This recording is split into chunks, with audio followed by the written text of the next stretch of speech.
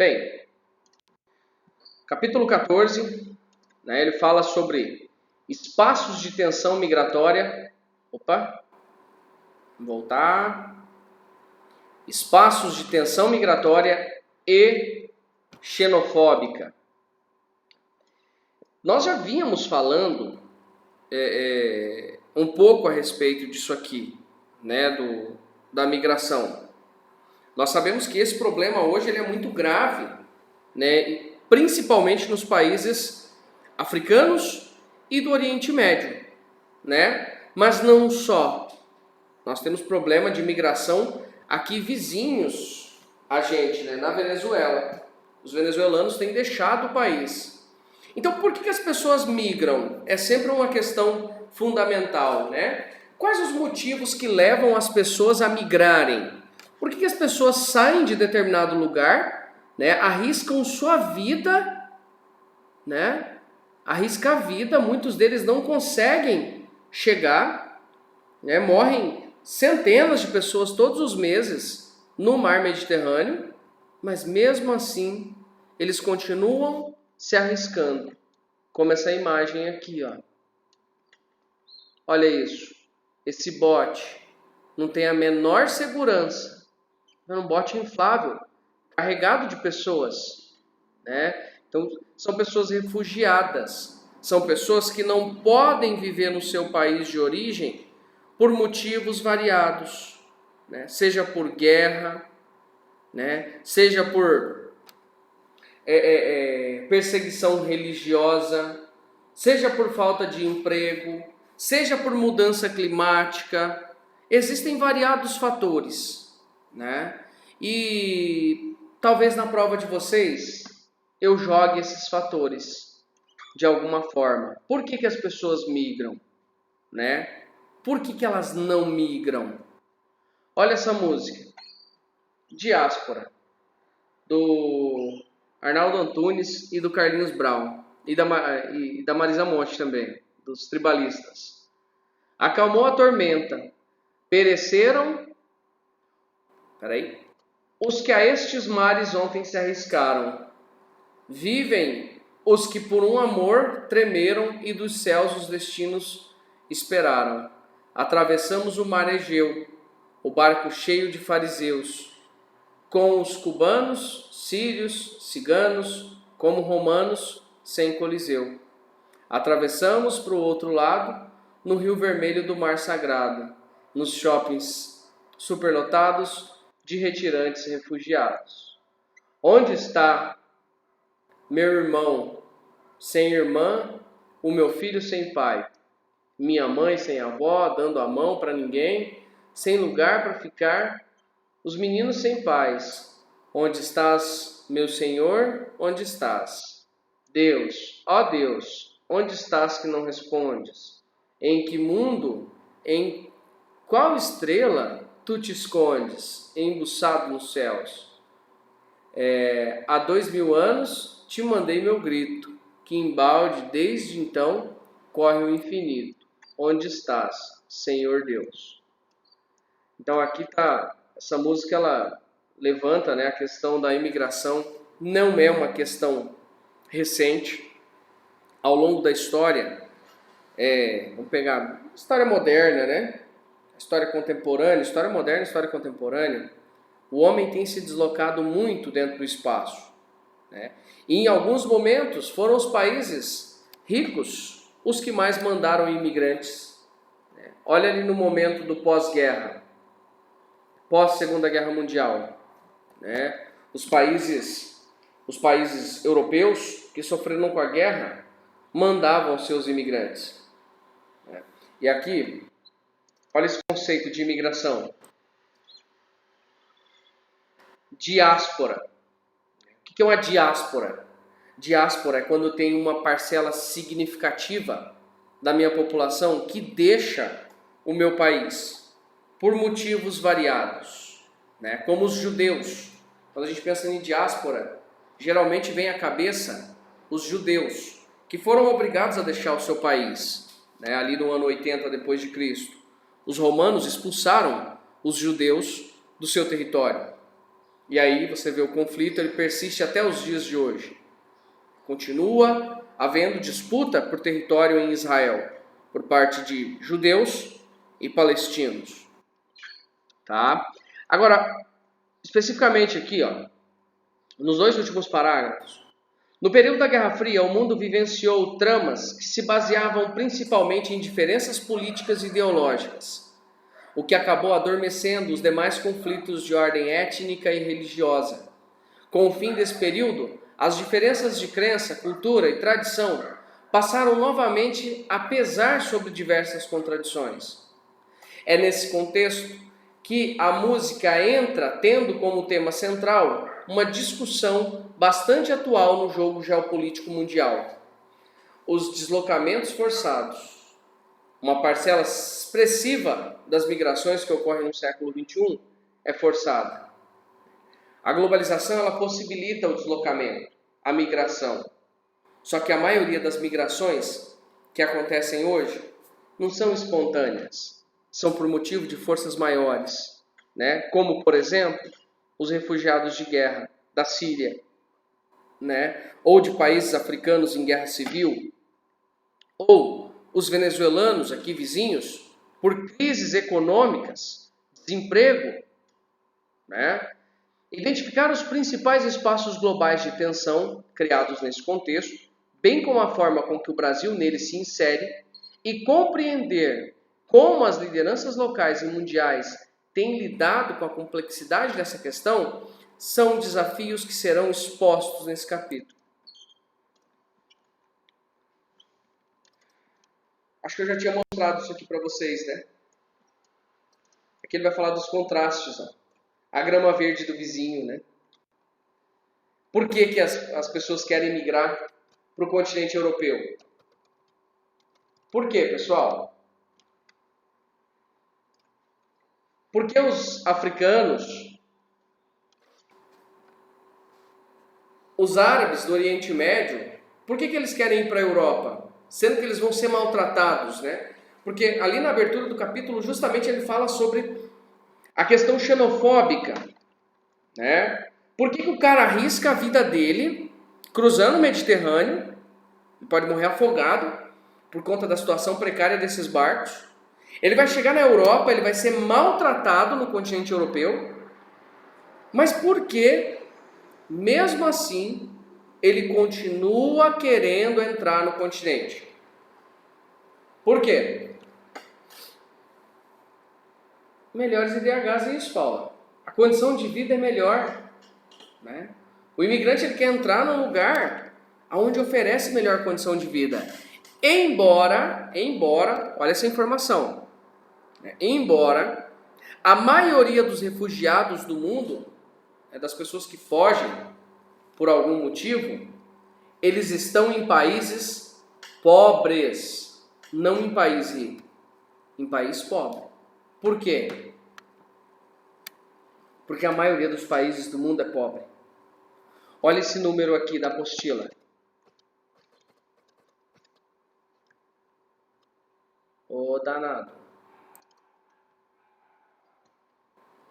Olha isso aqui. Países que mais receberam imigrantes ao longo da história. Tá? Isso aqui é desde o começo. Estados Unidos é o mais, o top, 46 milhões. E mesmo assim continua sendo um país xenofóbico. Alemanha, 12 milhões. Rússia, Arábia Saudita, Reino Unido, Emirados Árabes, Canadá, França, Austrália e Espanha. Agora olha os países de onde mais saem imigrantes. Índia, México, Rússia, China, Bangladesh, Paquistão, Ucrânia, Filipinas, Síria, Reino Unido. Então veja só, aqui nós vemos que os países que mais recebem ao longo da história são países com melhores condições de vida, países mais ricos. Ah, professor, mas a Arábia Saudita é rica? Dentro do padrão Oriente Médio, sim. Né? E os que mais mandam geralmente são países pobres. Olha essa lista de países. Exceto os britânicos, né, que migraram em peso para suas ex-colônias. Né? Olha isso. Contrastes socioeconômicos e migrações, as migrações e o desemprego estrutural. Cuidado com isso aqui, tá? Quando a gente fala de desemprego estrutural, a gente está falando que a tecnologia tira o emprego da pessoa, tá? O estrutural é a tecnologia tirando o emprego das pessoas. Então, o campo africano, o campo da América Latina, né, começa a ter a utilização de tecnologias, de máquinas, de colheitadeiras, né? E à medida que o país vai recebendo mais máquina, as pessoas vão fugindo do campo porque não tem mais emprego. E aí ela vai chegar na cidade e vai inchar a cidade. E a cidade também não vai ter emprego. E aí qual vai ser o resultado? Ele vai migrar, às vezes, para outro país. Porque ele já fez a migração do êxodo rural. Ele já migrou do campo para a cidade. Mesmo assim não foi suficiente, ele não conseguiu melhorar de vida. E aí ele vai e migra para um outro país, né? Vamos lá nesse segundo parágrafo aqui. Depois nós falamos do conjuntural. Ao longo do tempo, o trabalho ganhou mais dinamismo, variedade e complexidade, traços mais salientados após a primeira Revolução Industrial. Com a substituição da manufatura pela maquinofatura... Cadê meu copo d'água? Eu não trouxe. Pela maquinofatura, novas produções surgiram e outras tantas perderam a relevância. No entanto, a tendência geral é objeto de grande preocupação por parte dos especialistas, a do desemprego estrutural. Então, o desemprego estrutural é um problema grave que todo mundo se preocupa, né? Ou deveria se preocupar. Os países se preocupam, as empresas se preocupam. É uma faca de dois gumes, né? Porque assim, para o empresário, ele trocar a mão de obra humana pela mão de obra mecanizada, automatizada, é melhor. Por quê? Ele não vai ter que pagar salário. Mas ao mesmo tempo, se não tem gente empregada, quem que vai comprar os produtos que estão sendo produzidos nessas fábricas, né? Então assim, nós estamos vivendo um mundo, vocês, principalmente, acho que a geração de vocês é a que mais vai sofrer com isso, a dificuldade de escolher uma profissão, né, que seja relevante daqui a 20 anos, que dê para você ganhar dinheiro daqui a 20 anos. É muito difícil, porque muitas profissões estão sendo deixadas de lado. E tantas outras, né, estão sendo desenvolvidas. Agora mesmo, o momento que a gente está vivendo. A propósito, essa pandemia, ela veio para acelerar um pouquinho mais a velocidade das coisas, de transformação, de adaptação. Tá? Bom, aí, além do estrutural, vou deixar assim, ó. Além do desemprego estrutural, nós temos também o conjuntural. O que é o conjuntural? É quando as crises econômicas desempregam as pessoas. Anote aí, eu vou digitar aqui para vocês no chat. Desemprego estrutural causado por máquinas. Desemprego conjuntural causado por crises. Anote, escreva. Escreva isso, por favor.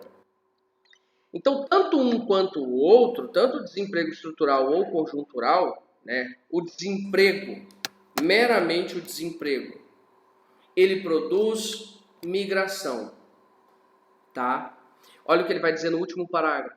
Esses fatores são considerados atualmente os principais motivadores das migrações internacionais. Quais fatores? O desemprego estrutural e o desemprego conjuntural. O desemprego, né, meramente o desemprego, que transformam as diversas regiões em zonas de atração ou de repulsão populacional. Qual área hoje nós temos como atração? Que partes do planeta são de atração? Vamos colocar aqui no chat.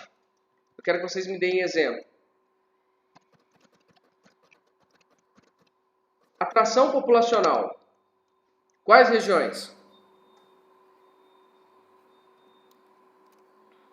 Vamos lá, segundo ano.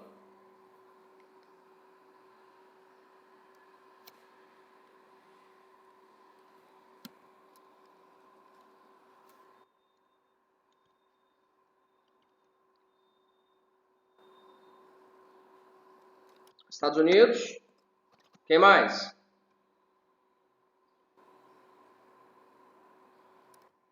Vou por mais um só. O E, União Europeia. Esses atraem pessoas. Agora vamos colocar aqui. Repulsão populacional. Significa, está expulsando, está repelindo, está mandando as pessoas embora. Qual região?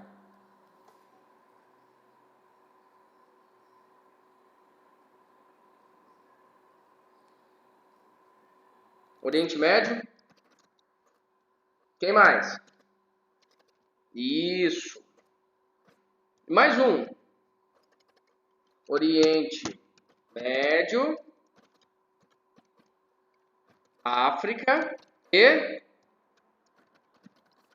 Desconsidera as letras minúsculas, tá? E as faltas de acento. América Latinal, não, América Latina, tá? E América Latina.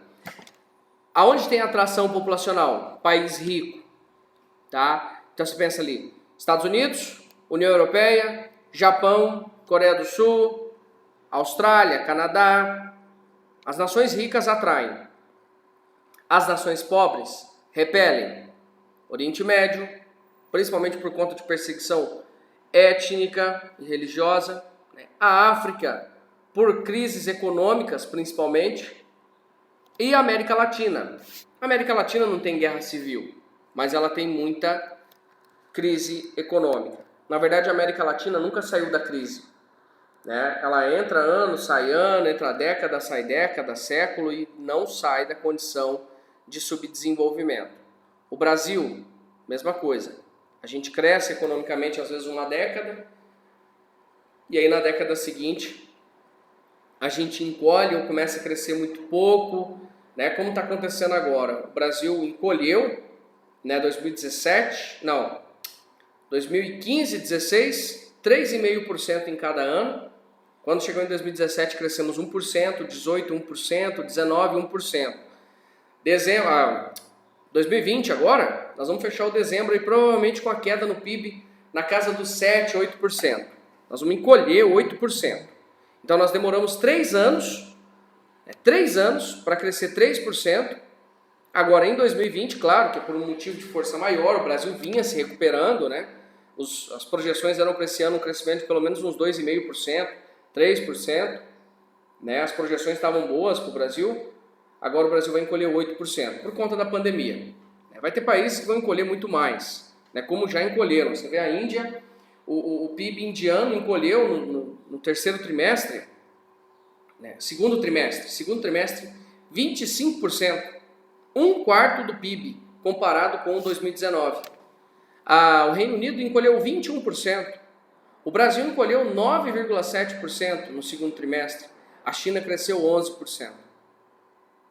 Todo mundo se lascando no meio dessa pandemia e a China cresceu 11%. Quem foi o maior fornecedor de materiais hospitalares, né? De EPIs durante a pandemia? Justamente a China. Avançando. Contrastes. Deixa eu dar um zoom aqui. Contrastes políticos e ideológicos. A questão da xenofobia. Gente, nós já falamos disso aqui. Esse capítulo está bem tranquilo, na verdade, para vocês. Isso são coisas que a gente já vem discutindo já faz tempo. 9º ano, a gente enfatizou bastante essa questão da imigração, né? Então, por que a gente fala que existem contrastes políticos e ideológicos?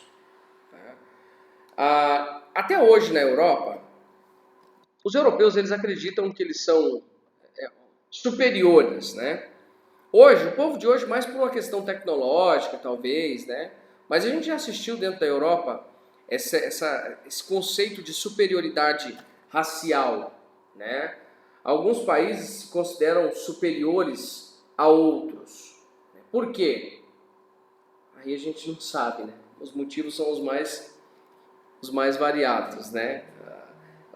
Mas basicamente pautado em cima de desenvolvimento econômico, né? Não era uma mentalidade exclusiva do Hitler. Isso a gente sempre ouve falar, né? O Hitler não era o único xenofóbico que existia na época dele. O pensamento do europeu médio, na época, e acredito assim, até hoje, né? Continua sendo de a Europa ser superior, né? Olha só, a aversão ou antipatia a pessoas ou culturas estrangeiras provoca muitas vezes perseguição e violência contra esses povos, comumente percebido como aversão aos imigrantes. O conceito de xenofobia é mais amplo e deve ser aprofundado. Para Acnur, a xenofobia é o conjunto de atos que implica a rejeição de pessoas, sendo oriunda da sensação de estranheza ou mesmo de hostilidade ao que se coloca como externo à comunidade, à sociedade ou à identidade nacional. O que é a xenofobia? É quando eu não quero ficar perto de você, não quero ficar perto, tá? Não é fazer negócio, não, nem ficar perto, porque você é venezuelano. Tem acontecido xenofobia no Brasil, tá? Contra os venezuelanos. Eu não quero ficar perto de você porque você é venezuelano. Os seus valores culturais remetem à Venezuela. Ainda que você seja uma pessoa que não concorde com os atos, né, como os muçulmanos. Por que o pessoal na Europa não gosta dos muçulmanos? Qual que é a associação que se faz do europeu contra os muçulmanos? Que associação eles fazem?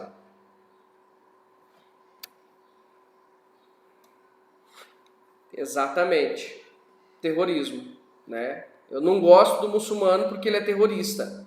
Mas quem que falou que muçulmano é terrorista, né? Ah, não, você não viu lá o tanto de gente que se explodiu no Reino Unido, na Espanha, na França, na Itália, na Bélgica, na Holanda. Os caras se explodem.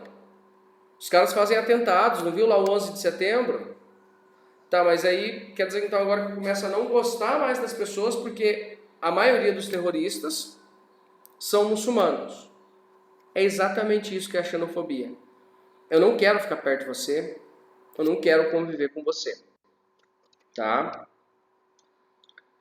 Os critérios de legitimidade adotados pelos xenófobos são subjetivos, mas não necessariamente se prendem à cidadania, uma vez que a hostilidade pode ser direcionada a descendentes de imigrantes, mesmo que já nascidos no local.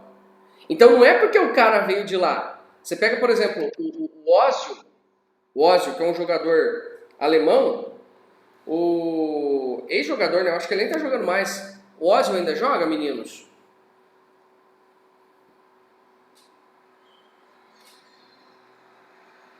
Quem aí gosta de futebol? Vocês sabem me dizer? Joga? Então, ele... Anos atrás, deve ter uns 2 anos, 3 anos atrás, ele postou uma foto com o presidente da Turquia, porque ele é turco. Ele é filho de turcos. Aí ele postou uma foto com o presidente da Turquia, o Recep Tayyip Erdogan. E aí postou na rede social dele. O pessoal começou a entrar embaixo e arregaçar com o cara. Denegrir a imagem dele, do presidente, do povo turco. Aí ele ficou putaço e falou, não, ó, é o seguinte, a partir de hoje eu não jogo mais pela Alemanha. Eu não sei se ele não jogou mais. Ele ainda joga pela seleção, Guilherme? Você sabe?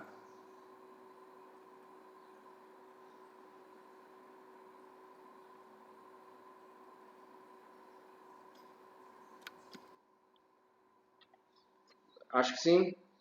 Então, ele tinha ameaçado deixar de jogar, porque não importa pro xenófobo, né, se o cara, ele nasceu no país. Não é isso. O negócio é a etnia, né? A gente diz que ele é atemporal, né?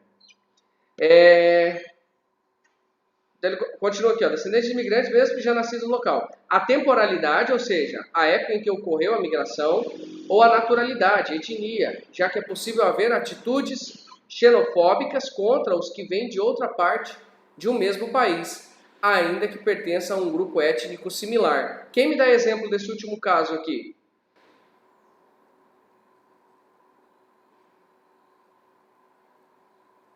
Dentro do mesmo país, xenofobia.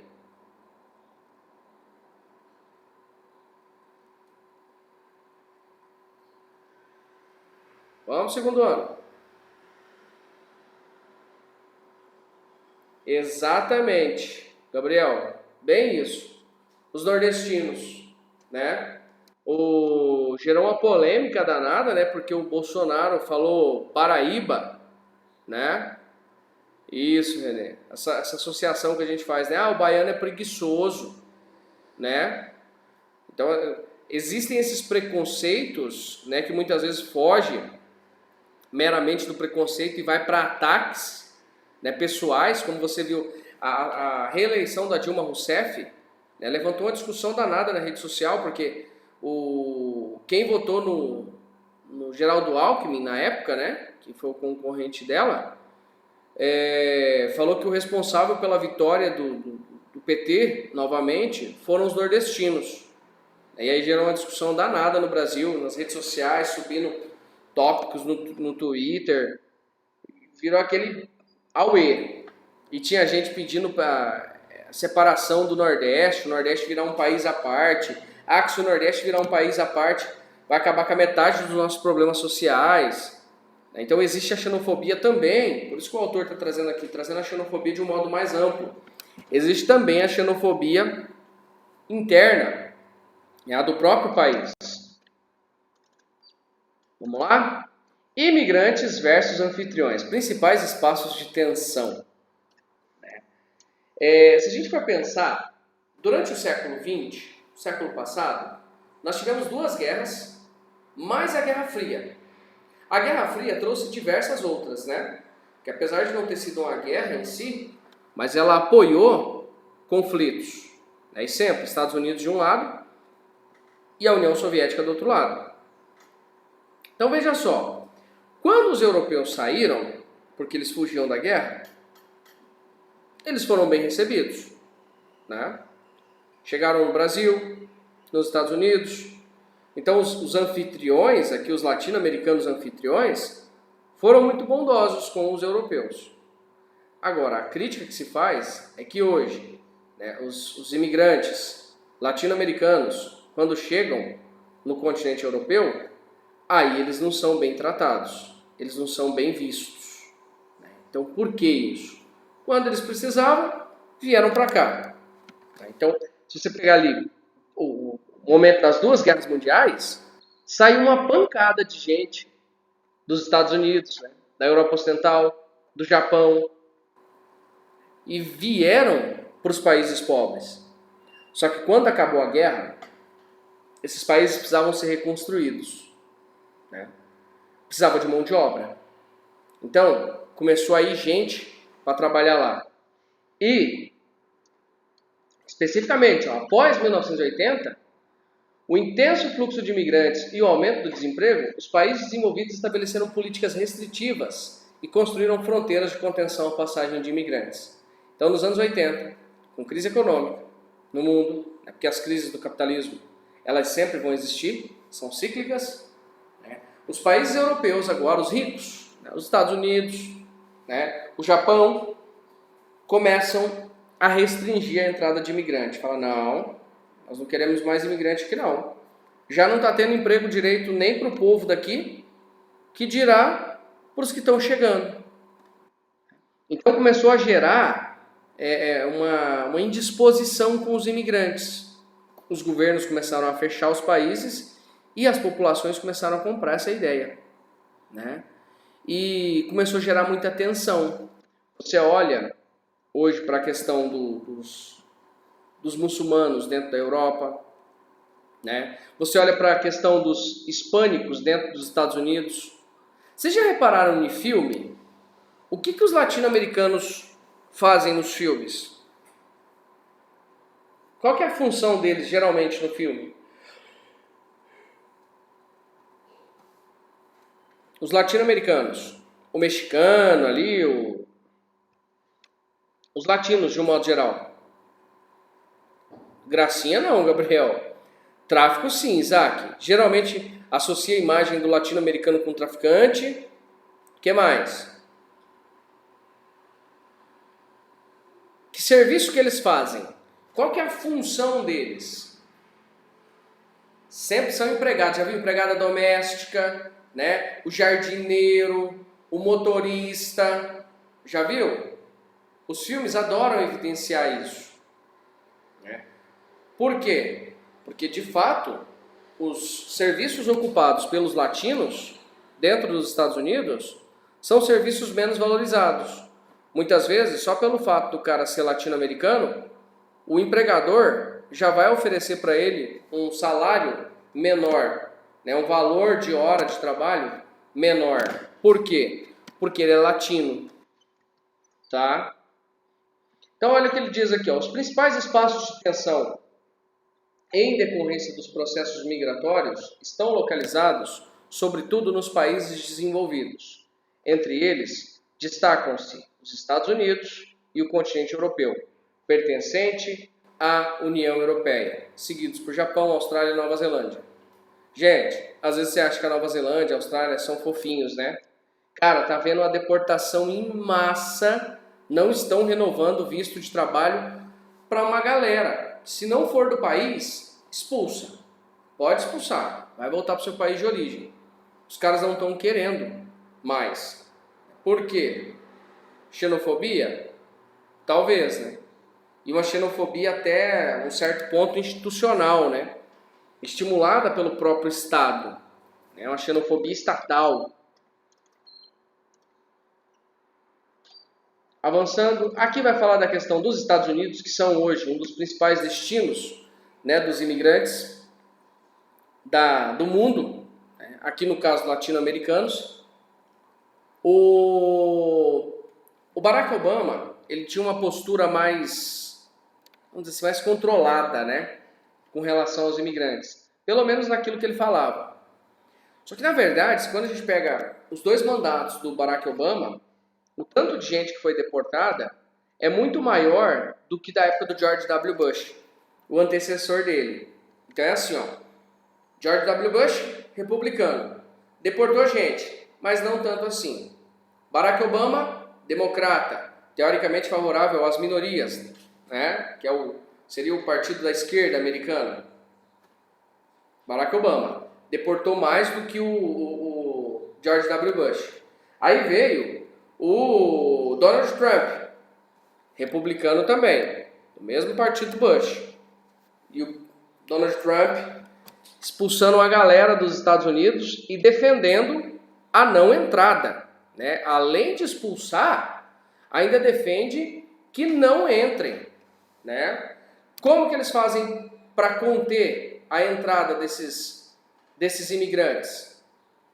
Como, pessoal? O Donald Trump pede, né, o reforço de mais muros de contenção. Mais muros.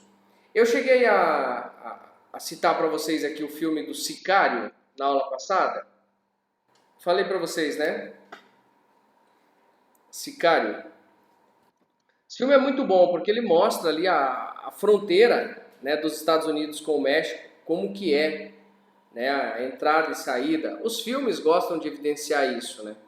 O americano ele entra facilmente no México. Agora o mexicano entrar nos Estados Unidos, nossa, é uma exigência, né? No caso da Europa, a Europa é hoje o maior destino dos imigrantes internacionais, né, dos países desenvolvidos. Por quê? Porque a Europa tem diversos países e países ricos, desenvolvidos, que necessitam de mão de obra. Além de ter muito país desenvolvido, a Europa tem uma população que não cresce mais. A população europeia está encolhendo. Né? Se não for a imigração, a população total vai encolher. Porque o crescimento vegetativo já é negativo faz tempo. Se não houver entrada de imigrantes, a população vai acabar. Só que os europeus não querem receber qualquer tipo de imigrante, né? Eles querem os imigrantes que tenham mão de obra qualificada. E olha só, atualmente a Alemanha, a Rússia e o Reino Unido são os países europeus com maior quantidade de imigrantes, segundo o relatório da ONU. De onde você acha que são os imigrantes que entram na Rússia? De onde são os imigrantes que entram na Rússia atualmente?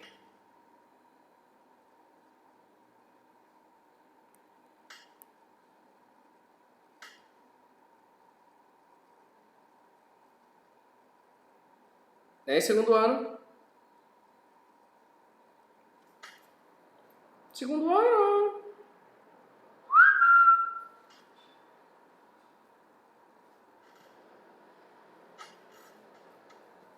Credo, Marivada, esse assovio dói nos ouvidos. Dói?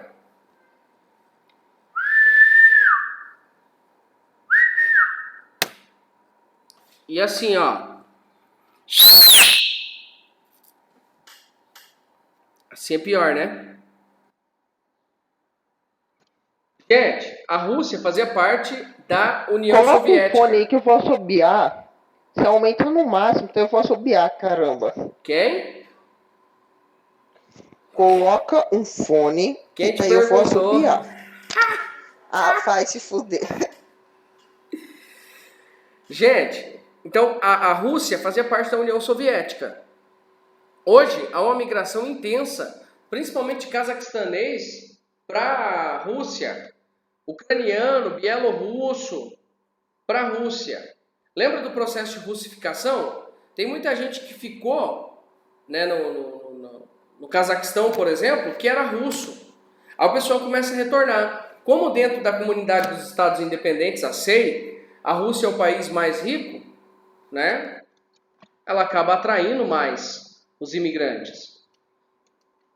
Bom, então no caso europeu, nível de desenvolvimento atrai muitos imigrantes. Aqui nós vemos, isso aqui é o auge da crise migratória, ali por volta de 2014, 15, 16. A rota é essa, a rota tradicional dos imigrantes. Eles entram pela Turquia, por isso a Turquia é o país que mais tem imigrantes do mundo, né, atualmente, que mais recebe refugiados, porque ela está do lado da Síria.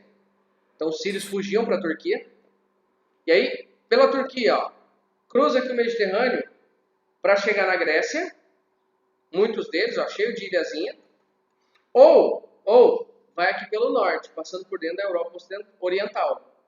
Né? Só que aqui não é muito seguro. Né? É mais viável você entrar aqui pela Grécia, né? Da Grécia entrar pela Itália, né? Ou no caso dos africanos, eles preferem vir já pela Tunísia, ou pela Líbia, ou aqui pela Argélia, né? Ou pelo Marrocos. E aí sobe por aqui. Ó. O destino maior é a Itália. Até por essa questão geográfica, de ter mais ilhas, pontos de parada, né? Então eles vêm fazendo essa navegação aqui até chegar na Itália. E da Itália, você vai para o continente, né? E já é mais fácil, já está mais seguro. Inclusive, a Itália gerou um impasse lá em 2015, 2016, porque ela estava dando cidadania para uma galera de refugiados. E aí, como a Itália faz parte do espaço Schengen, né, da União Europeia, se esse cara ele tem cidadania italiana, ele pode circular livremente dentro da União Europeia. Inclusive, foi isso que culminou em 2016, naquela votação que o Reino Unido pediu, a população acabou, né, a maioria, votando, pedindo a saída da União Europeia. E aí concluiu esse processo no ano passado. A União Europeia hoje não tem mais o Reino Unido. Na verdade, concluiu esse ano, né? A conclusão mesmo foi esse ano ainda. Por que o Reino Unido pediu para sair? Porque ele não queria mais dividir imigrante com os europeus. Fica aí com seus imigrantes. Esse texto que eu quero ler com vocês, não tudo, né? Trechos. A questão dos refugiados em um mundo em conflito. A história mundial é marcada por conflitos entre grupos humanos. Essas inúmeras guerras foram responsáveis durante muito tempo pelo crescimento das migrações de grupos civis que viam no meio de conflitos e buscavam lugares a salvo dos combates. Dessa forma, tornou-se visível a questão dos refugiados, que são imigrantes fugidos do seu país de origem por não se sentirem mais seguros ali, por conta do temor de perseguições políticas, étnico-nacionalistas, religiosas ou sociais. Além disso, existem os deslocamentos internos, né? Aí, olha que importante isso. A maioria dos refugiados do mundo não estão em países ricos, estão nos países pobres. Olha essa informação. A maioria dos refugiados do mundo encontram-se em países pobres, não nos ricos, tá? Parece que chega muita gente na Europa, né? Muita gente nos Estados Unidos, só que é a minoria. Se você pegar hoje, por exemplo, a Colômbia sozinha já recebeu quase 1,5 milhão de venezuelanos. Somente a Colômbia. 1,5 milhão. É mais do que qualquer país europeu recebeu de refugiado sírio. Fala.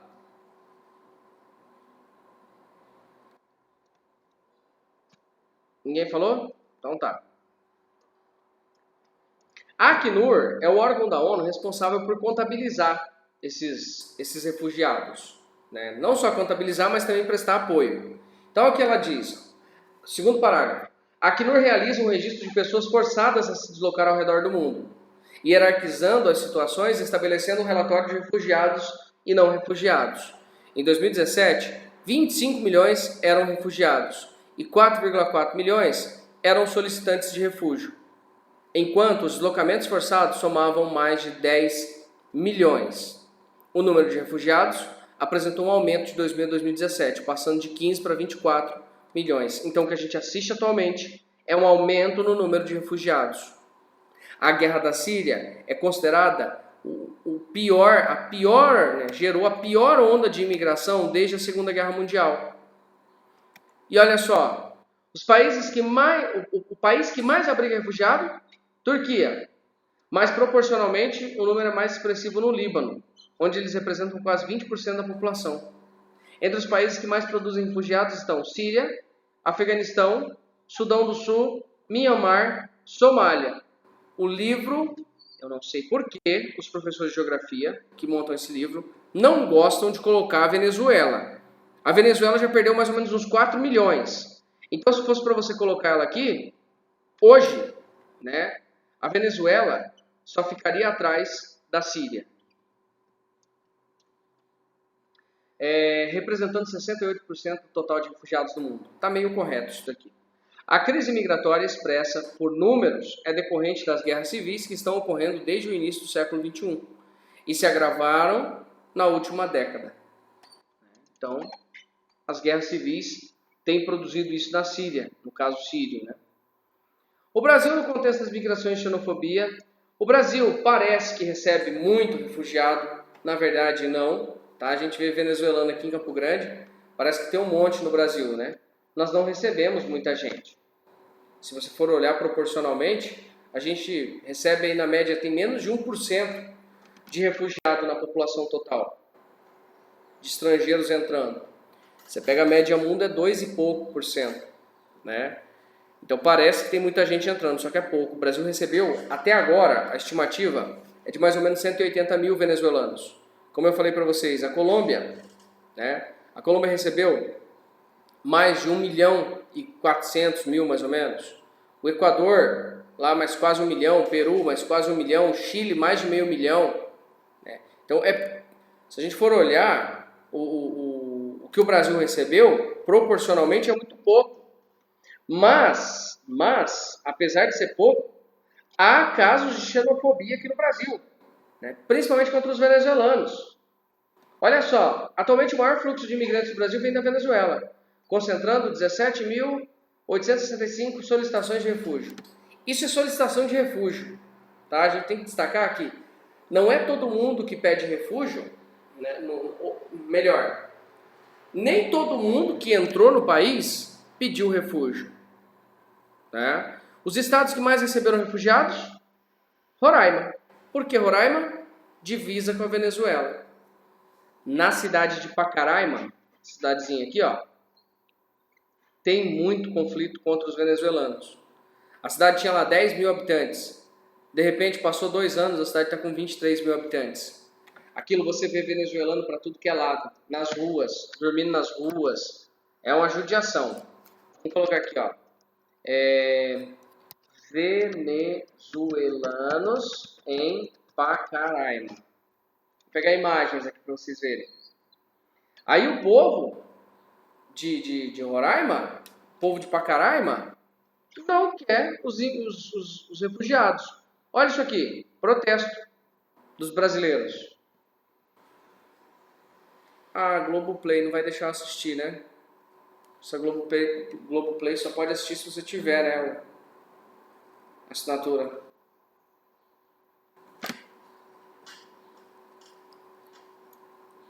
O computador tá bom?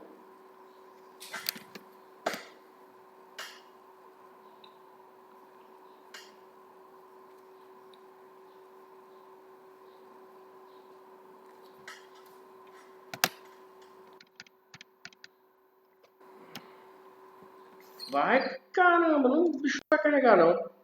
Tá bom, vamos ver só as imagens aqui.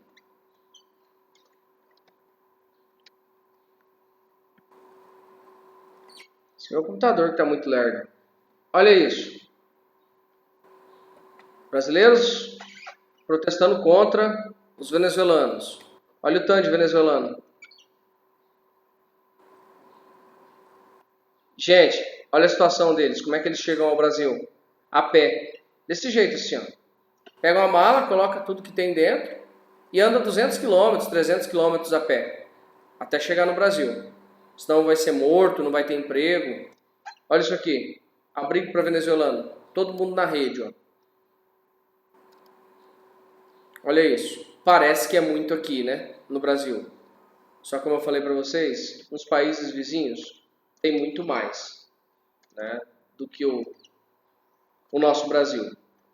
Pois bem, agora vocês vão fazer os exercícios desse capítulo. E aí na semana que vem eu vou corrigir com vocês, porque não vai dar tempo de fazer tudo provavelmente, né?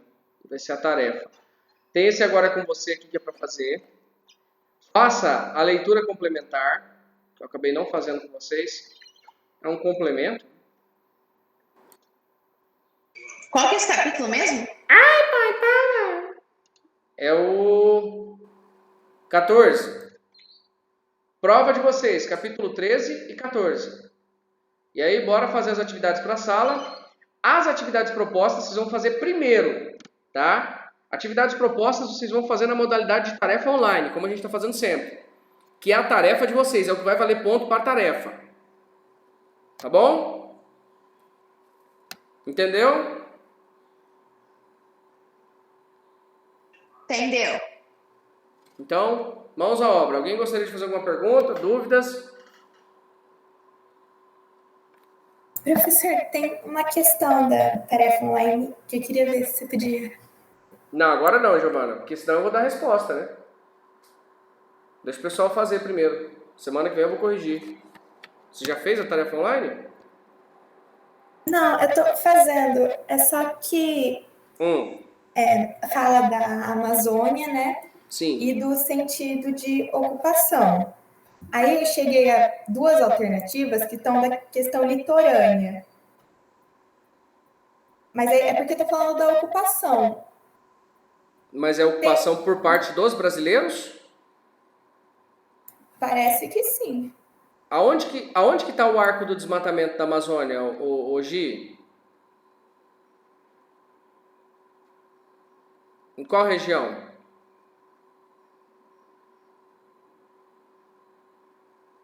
Como assim? Pensa só, você tem a floresta amazônica ao norte.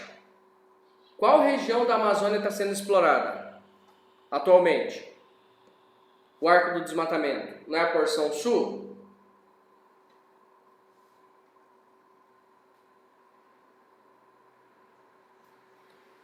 Mais para tipo leste? Leste? É, tipo, é um arco, né? Que o formato é um arco, é tipo cruzando. O leste também. Pode ser o leste também. É o leste e o sul. Por quê? Porque a região está em contato com as áreas mais desenvolvidas do Brasil. Então é o lugar que o pecuarista está chegando, né? O madeireiro está chegando primeiro. Então tá indo comendo pelas beiradas, né? Tá? Manda ver. Faz aí na aula que vem a gente vai corrigir. Aí a gente tira dúvidas mais profundas. Eu vou pegar meu caderno para fazer a chamada de vocês. Aguenta aí.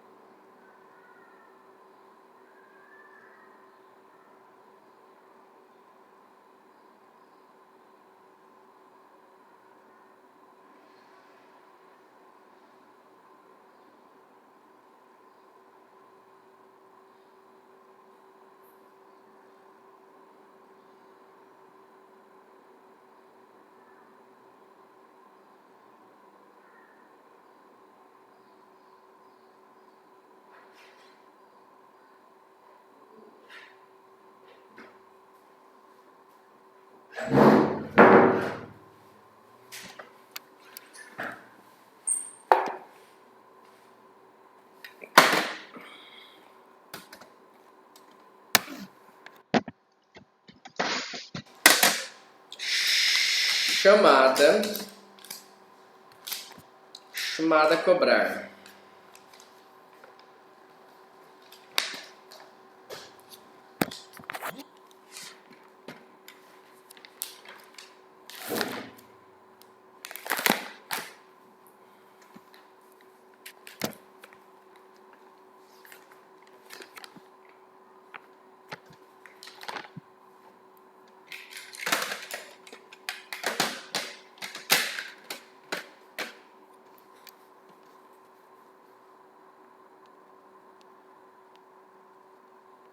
Evaldo, professor Evaldo, bom dia. Bom dia, Maria Luísa. Bom dia e alegria, professor. Como estamos aqui com a turma? Bom, o Gurizada tá fazendo tarefa aí agora. Pessoal?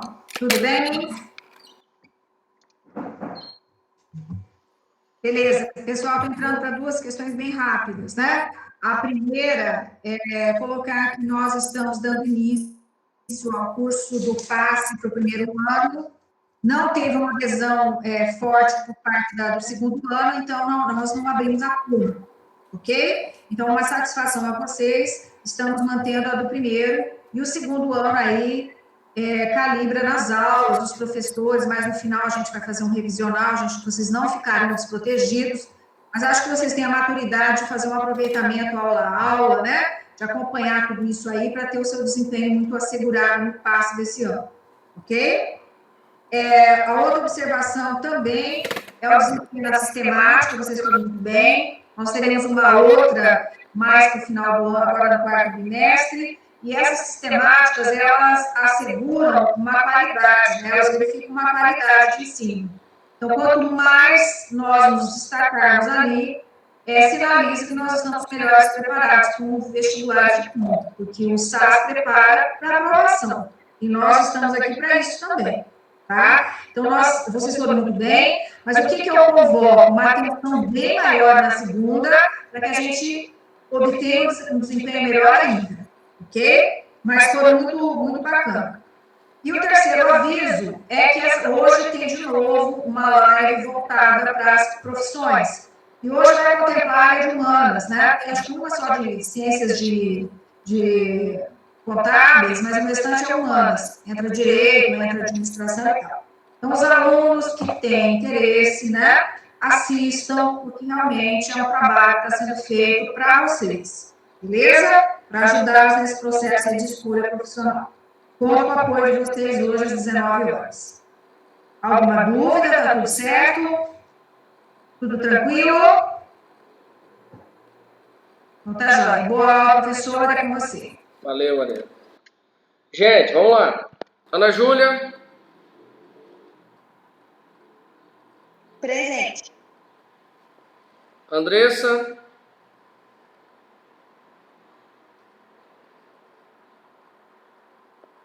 Bruna. Carlos. Eduardo. Enzo. Fernando.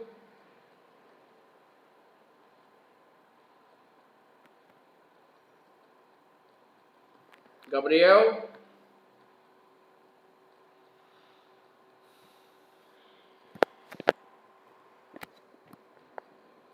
Gabriela. Giovana.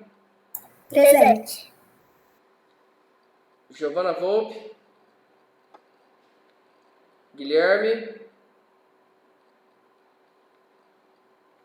Igor. Ilo. Professor, o Gabriel pediu para avisar que a internet dele tá horrível e não tá conseguindo entrar de volta na aula, que ele caiu, tá? Tá, beleza. Ilo não. Isaac. Isabela. Isadora. João Neto.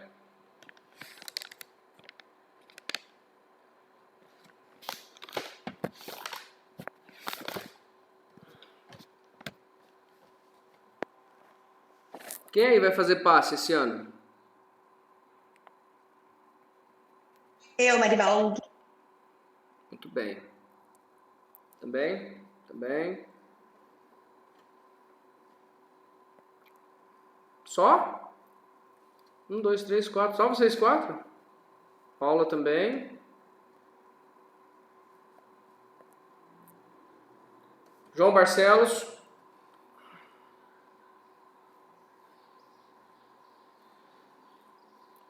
Júlia da Costa. Júlia Vale. Laércio. Não, João, eu chamei você.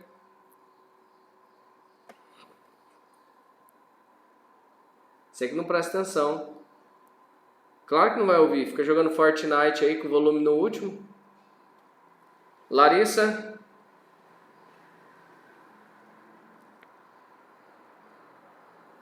Ai, tá bom. Free Fire, então. Luana.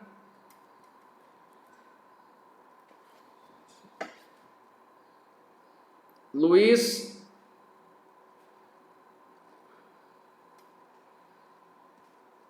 Luiz? Não. Maria Eduarda Viegas? Maria Vitória?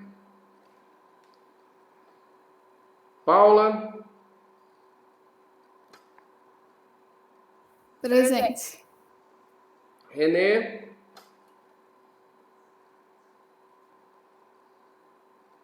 Vitória? Muito bem. Vai lá, 23 minutos. Eu vou até conferir agora quem está fazendo. Porque tá um descaso esse segundo ano aqui, tá um descaso isso. Eu vou sair da aula e vou fazer, tá? Vai, sai que eu vou te carcar falta aqui. Ainda vou informar a Maria Luísa agora, na hora. Eu não consigo fazer com você aqui na aula. Consegue? Consegue sim, você tem que fazer. Só você baixar seu volume e deixar no 0. Não é isso. É que, tipo, quando eu abro, sai da aula, entendeu? Não. Você tá me tapeando. Eu sei que você tá me tapeando. Não tô... Ó, você vai ver. Eu vou abrir, eu vou sair da aula. Então eu vou voltar. Então eu quero ver. Eu vou olhar o que você tá fazendo. Dá pra eu acompanhar tudinho aqui quem tá fazendo, quem que não tá fazendo, quem tá fazendo. O SAS muda tudinho o negócio aqui e depois eu não consigo achar os trem direito. Cadê?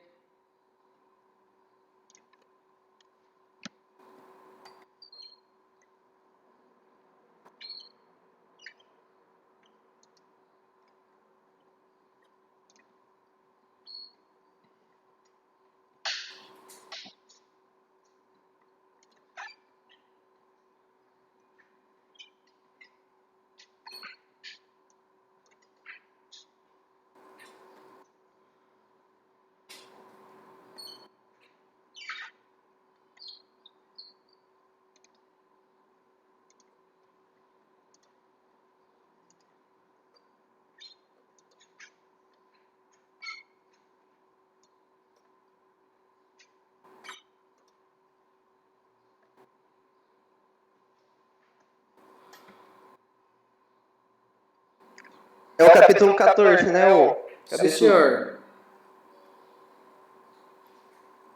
Só olha, eu vou entrar e vou sair. Só olha. Cara, eu não tô conseguindo achar. Cadê o relatório? Repositório, avaliações, central de questões. Atividades.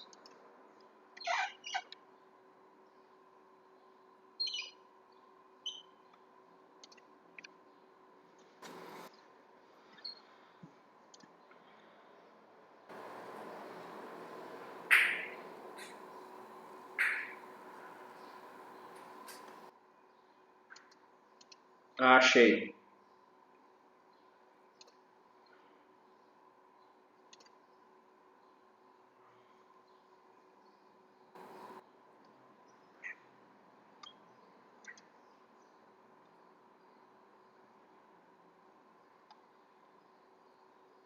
– 61% da sala não começou ainda.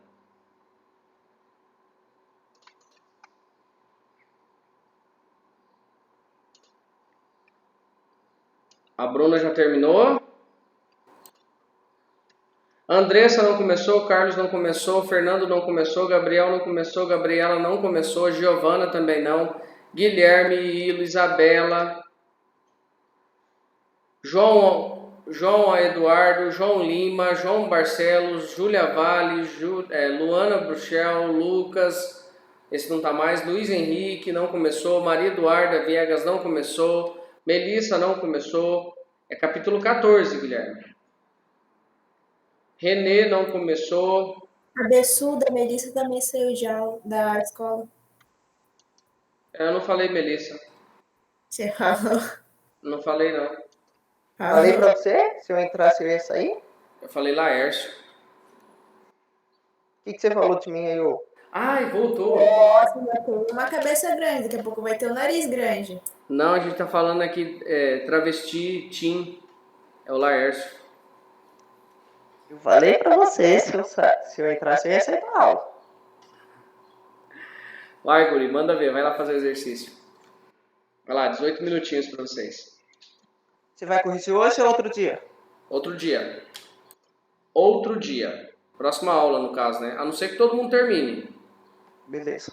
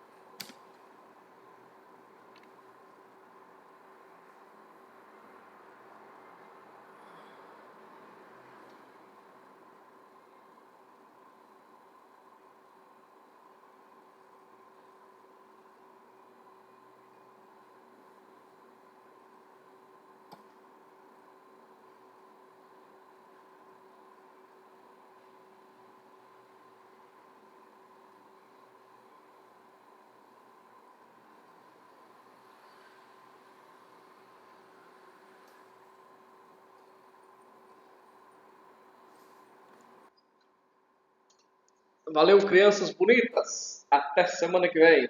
Quem não terminou, termine. Tá? Faça as pra sala também. Lá o leitura complementar, agora com você. Beleza? Tchau, gente. Obrigado. Qualquer coisa, manda mensagem no WhatsApp. Fui.